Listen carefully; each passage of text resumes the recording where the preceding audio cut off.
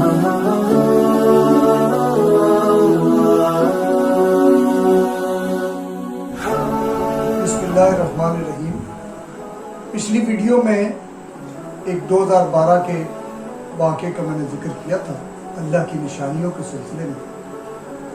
उसी के तसलसल में वो मेरे चचा जब हॉस्पिटल में दाखिल थे तो सर्जरी के नतीजे में उनके दाएं पाँव का एक अंगूठा वो कट गया और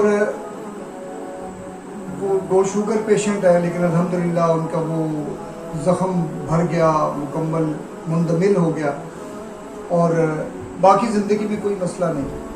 आप सोचें ना, इंसानी जिस्म के अंदर अगर उसका पूरा मतलब 5 फुट 9 इंच उनकी हाइट है, माशाल्लाह गठा हुआ जिस्म है, उस पूरे जिस्म के साथ उस अंगूठे की अगर रेशो को देखा जाए साइज वाइज तो कोई रेशो नहीं बनती।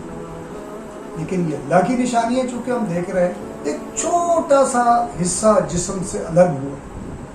उसका नतीजा आप जानते हैं क्या हुआ? उसका नतीजा ये हुआ कि उनकी पूरी चाल मुतासिर हो गई, यानी वो जो उनके जिस्म के चलते हुए जो बैलेंस उनके जिस्म के अंदर था वो बैलेंस आउट हो गया। उसके नतीजे में उनके लिए एक पूरे तवाज़ुन के साथ चलना, वो चलने वाले थे, पैदल चलने वाले बहुत ज़्यादा चलते थे, लेकिन नहीं चल पाए, तवाज़ुन आउट हो गया। उस एक छोटे सा अंगूठा जिसका जिस्म के साथ रेशो के हिसाब से कोई तनासुब नहीं बनता, लेकिन ये अल्लाह की बनाई हुई चीज़ थी, उसने पूरे जिस्म को बैलेंस किया हुआ था। और उसका दूसरा नुकसान क्या हुआ? दूसरा नुकसान ये हुआ कि वो अब नमाज के अंदर उनके लिए बैठना और उठना मुश्किल हो गया। लिहाजा वो उस एक अंगूठे के कटने की वजह से बज़ाहिर इंसान जिसका सब कुछ मुकम्मल है वो ये नहीं सोच सकता, लेकिन उनको मजबूरन कुर्सी पर बैठकर नमाज पढ़ना। अल्लाह की निशानी। फिर मैं इसी तरह मेरे रिश्ते में इत्तफाकन दूसरे भी चचा हैं, वो मेरी वाइफ के चचा हैं। पिछले दिनों उनके साथ एक प्रॉब्लम हुआ और मैंने ज़िंदगी में वो प्रॉब्लम पहली दफ़ा देखा, आपसे शेयर करता हूँ। आप देखें ना, मैं ये जो बात कर रहा हूँ इसके अंदर मेरा ये जबड़ा पूरा काम कर रहा है। मेरा ये नीचे का हिस्सा और ऊपर का हिस्सा ये आपस में मिलते हैं। मुख्तलिफ हरूफ और अल्फाज की अदायगी में मेरे होंठों का मिलना ज़रूरी है।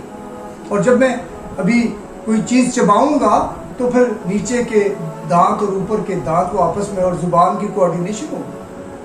लेकिन उनके साथ बड़ा अजीब मसला हुआ, जो बजाय वो बड़े बड़े डॉक्टर्स के साथ उन्होंने इसको डिस्कस किया, उनसे मशवरा किया, लेकिन कोई समझ नहीं पाया कि ये जो मसल है ना, जो इसको जोड़ता है, ये मसल, इसकी फ्लेक्सिबिलिटी कमज़ोर पड़ गई, इसकी कुव्वत कमज़ोर पड़ गई। और उसका नतीजा क्या होता है कि दिन के आगाज़ में तो उनका ये जो मसल है वो निस्बतन ठीक काम कर रहा होता है, लेकिन जो जो दिन गुजरता है और शाम होने लगती है तो उनका मुंह अब बंद नहीं हो पाता, वो ये मसल लूज हो जाता है और इनका ये वाला हिस्सा नीचे हो जाता है।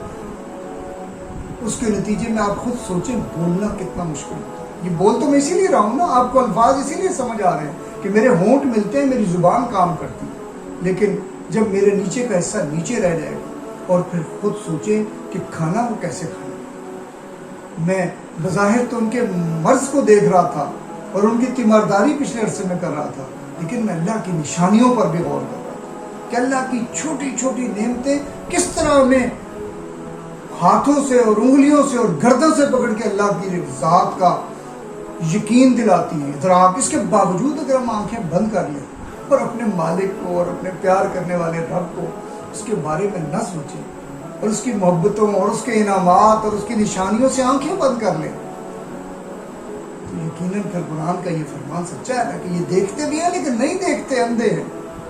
ये सुनते भी हैं लेकिन नहीं सुनते, ये बहरे हैं। ये अकल रखते हैं लेकिन अकल रखने के बावजूद ये समझते नहीं हैं। क़यामत के दिन यही सवाल है।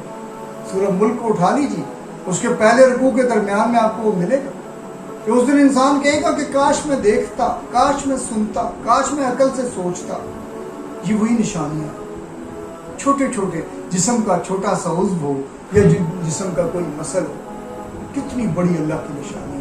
और इसके साथ इंसानी ज़िंदगी कितनी हमवार और स्मूथ हो जाती है। اللہ ہمیں اپنی نشانیوں کو سمجھنے، غور و فکر کرنے اور پا لینے کی توفیق عطا فرمائے۔ بہت شکریہ۔